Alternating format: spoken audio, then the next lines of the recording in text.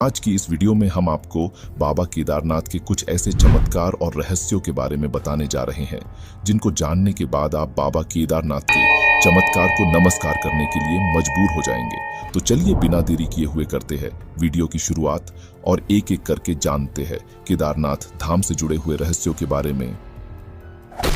रहस्य नंबर 1, मंदिर में इस्तेमाल किए गए पत्थरों का रहस्य। दोस्तों, केदारनाथ धाम मंदिर में इस्तेमाल किए गए पत्थर आज भी श्रद्धालुओं और वैज्ञानिकों के लिए रहस्य बने हुए हैं। केदारनाथ मंदिर भूरे रंग के विशाल पत्थरों और विशालकाय शिलाखंडों को जोड़कर बनाया गया है।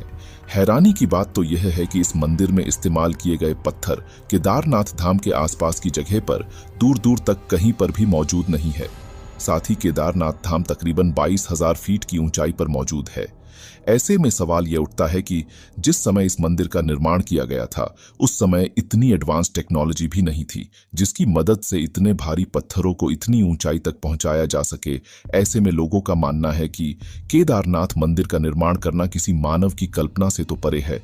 इस मंदिर का निर्माण जरूर किसी देवीय शक्ति ने ही किया होगा। नंबर 2, 400 सालों तक बर्फ के नीचे दबा रहा था यह मंदिर।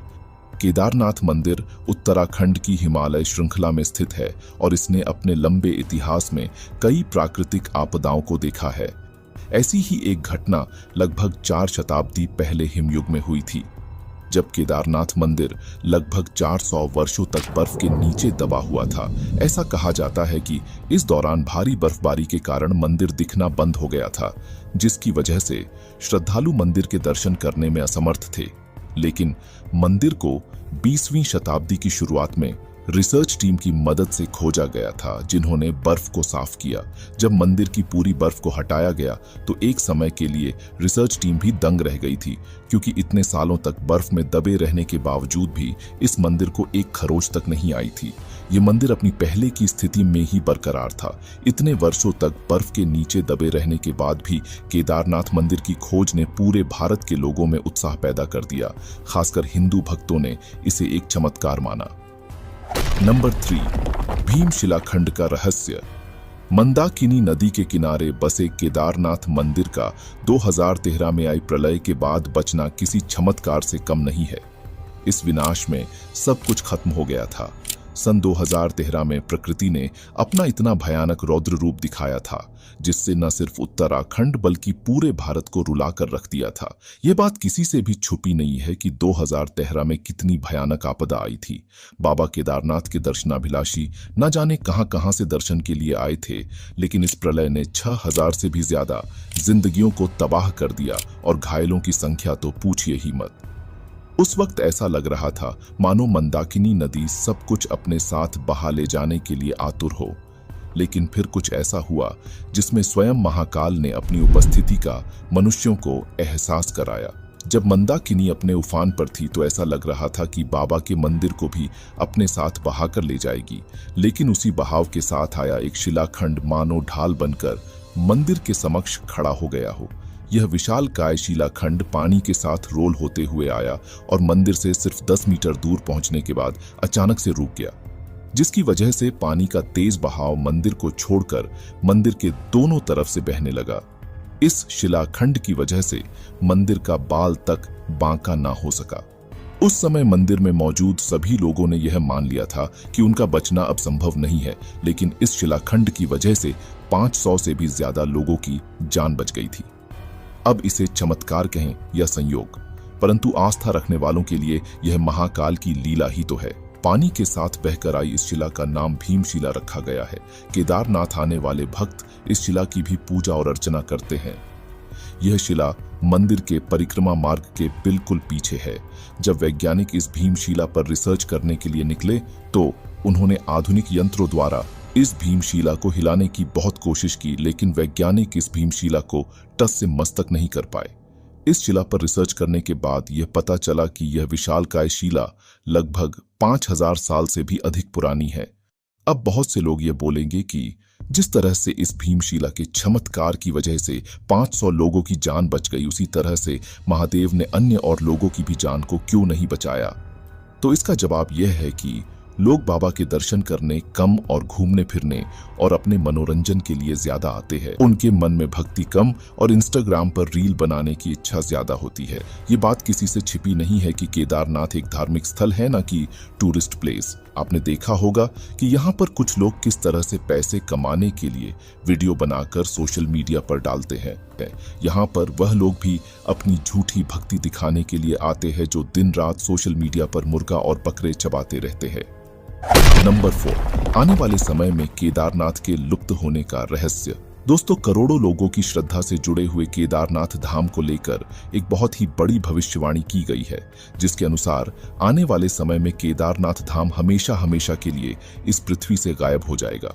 हमारे सनातन धर्म के ऐसे बहुत सारे ग्रंथ हैं जिसमें इस बात का जिक्र मिलता है कि जिस दिन नर या नारायण पर्वत आपस में मिल जाएंगे, उस दिन केदारनाथ धाम का शिवलिंग गायब हो जाएगा। इसके बाद एक बार फिर से केदारनाथ धाम में काफी तेज प्रलय आएगी और केदारनाथ धाम पूरा बर्फ में दब जाएगा। अब बहुत सारे लोगों का कहना है कि यह मंदिर पहले भी हिमयुग के समय 400 साल तक बर्फ के नीचे दबा हुआ रहा था, तब भी इसका कुछ नहीं हुआ, तो आगे भी कुछ नहीं होगा। अब ये तो वक्त ही बताएगा।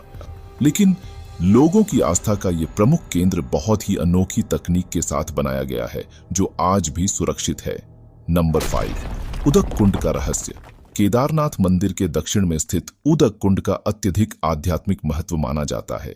भक्तों का कहना है कि जो कोई भी उदक कुंड का पवित्र जल पिएगा, वह हमेशा के लिए जन्म और मृत्यु के चक्र से मुक्त हो जाएगा। माना जाता है कि इस जल में शुद्धिकरण की क्षमता होती है। शिव पुराण के केदार खंड के अनुसार उदक कुंड का जल 5 महासागरों का मिश्रण है। दोस्तों, आपकी जानकारी के लिए बता दें कि 2013 से पहले केदारनाथ धाम में 5 कुंड हुआ करते थे, लेकिन 2013 के बाद 3 कुंड गायब हो गए हैं। केवल उदक कुंड और रेतस कुंड को छोड़कर वैज्ञानिक आज भी बचे हुए 3 कुंडों को नहीं खोज पाए हैं। नंबर 6, रेतस कुंड का रहस्य। केदारनाथ मंदिर से करीब 500 मीटर की दूरी पर सरस्वती नदी के तट पर रेतस कुंड स्थित है। ये कुंड बड़ा ही रहस्यमय है। ऐसा केदार खंड में लिखा गया है कि यहाँ ओम नमः शिवाय का जप करने पर पानी में से बुलबुले उठते हैं। वहीं ऐसा भी कहा जाता है कि इस कुंड के जल के पीने से मनुष्य शिवरूप हो जाता है। ये कुंड 2013 की प्रलय में लुप्त हो गया था, इसे हाल ही में खोजा गया है। ये कुंड बड़ा ही चमत्कारी है। इस कुंड के पास आकर ओम नमः शिवाय बोलने पर यह कुंड बुलबुले छोड़ता है। खास बात यह है कि यह कुंड सिर्फ ओम नमः शिवाय का जाप करने पर ही बुलबुले छोड़ता है। आप जरा यह वीडियो क्लिप देखिए।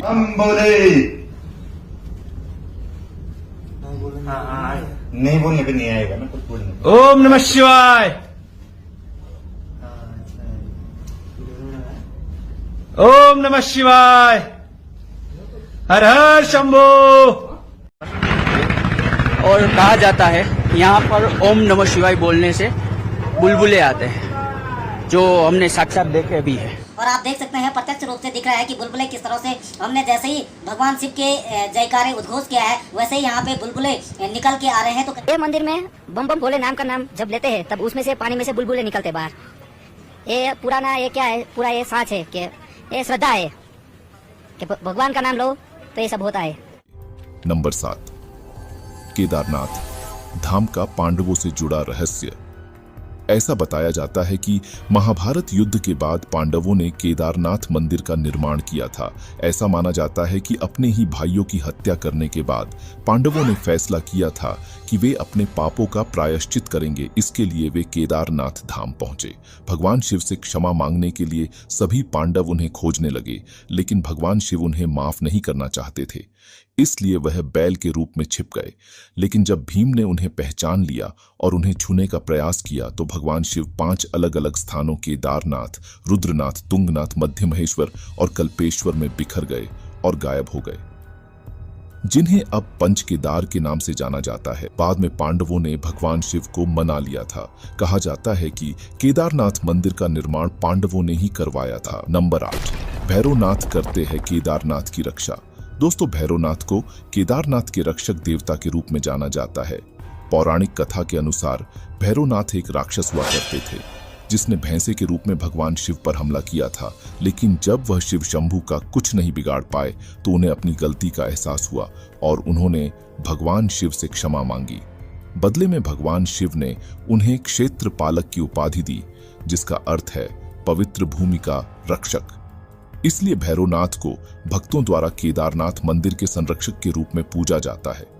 हर साल सर्दियों के मौसम में जब भारी बर्फबारी के कारण मंदिर बंद हो जाता है तो भैरवनाथ की मूर्ति को ऊखीमठ गांव ले जाया जाता है, जहां पर यह मूर्ति मई तक रहती है।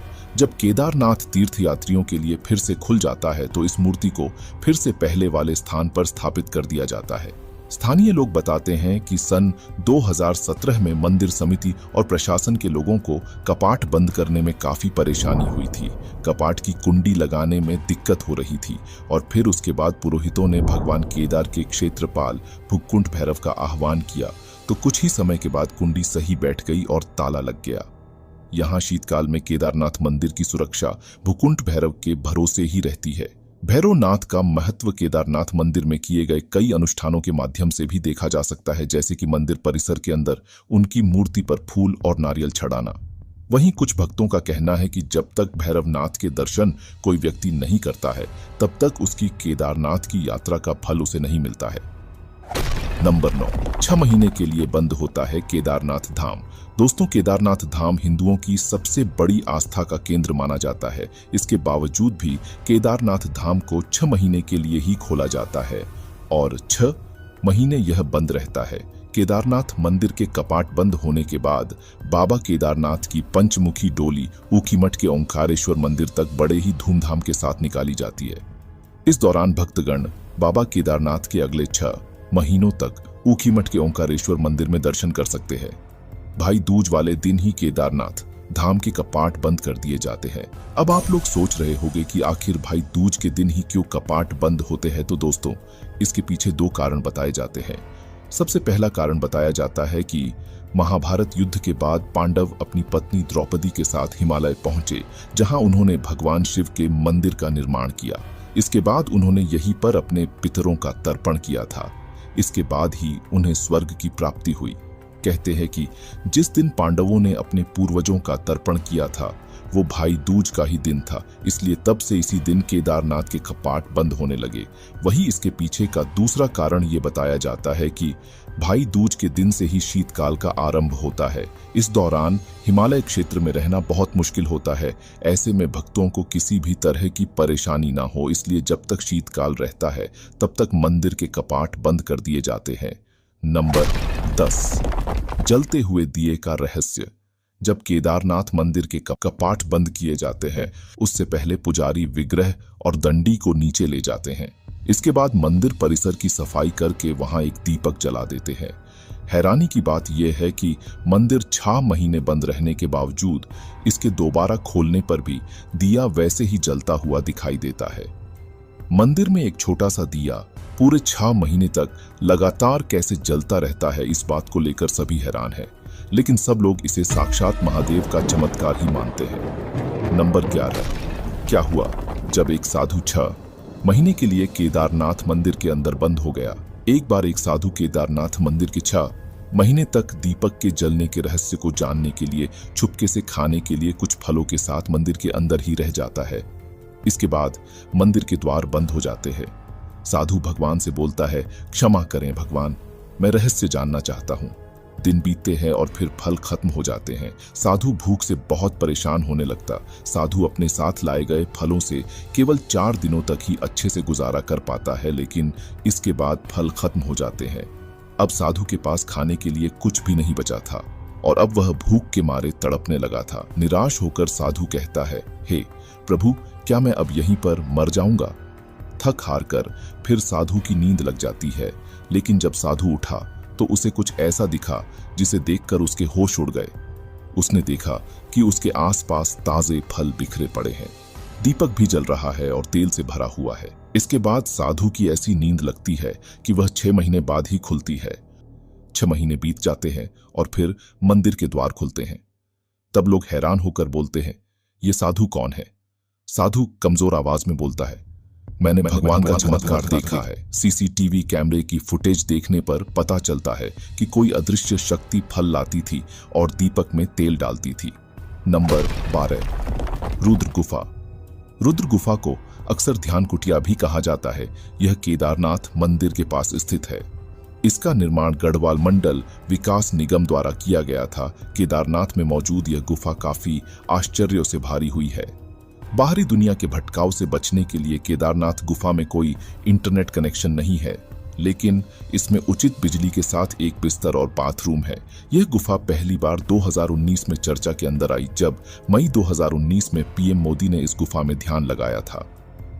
रुद्र गुफा को लेकर ऐसा बताया जाता है कि पहले जितने भी भारत के बड़े बड़े योगी और संत रह चुके हैं, उन्होंने इसी गुफा में आकर ध्यान केंद्रित किया था। नंबर 13, 6 महीनों का एक रात में तब्दील होने का रहस्य। दोस्तों, जैसा कि हमने आपको बताया था, केदारनाथ धाम 6 महीने खुला रहता है और 6 महीने इसके कपाट बंद कर दिए जाते हैं। लेकिन एक बार महादेव का बहुत ही बड़ा भक्त उस समय केदारनाथ धाम पहुंच जाता है जब मंदिर के कपाट बंद होते हैं। पंडित जी को उसने बताया वह बहुत दूर से महीनों की यात्रा करके आया है। पुजारी से उसने प्रार्थना की, कृपा करके इस दरवाजे को खोलकर प्रभु के दर्शन करवा दीजिए। लेकिन वहां का तो नियम है, एक बार पट बंद हो गए तो फिर वह अपने निश्चित समय पर ही खुलते हैं।